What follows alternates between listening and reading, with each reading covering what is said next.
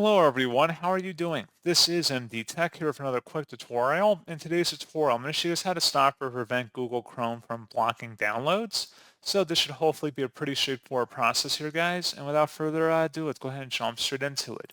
So all you have to do is open up Google Chrome and select the menu icon up at the top right. And then you want to go down and select Settings.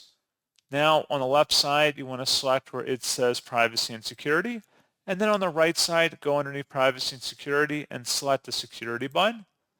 And now there should be a safe browsing category in here. You can go ahead and select where it says either standard or no protection.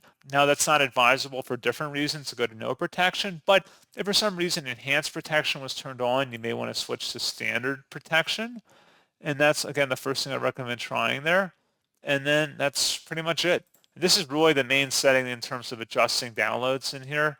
You can go ahead and actually search, if you go in search settings, if you type in download, where it says show downloads when they're done, you can toggle that on or off, as well as asking where to save files before downloading.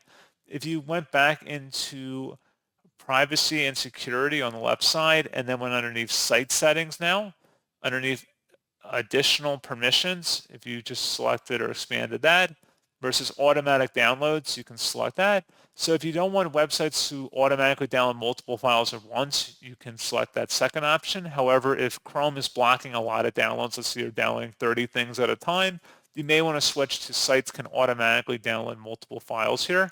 So pretty straightforward process on that, guys. And as always, thank you for watching. I do hope that I was able to help you out, and I do look forward to catching you all in the next tutorial. Goodbye.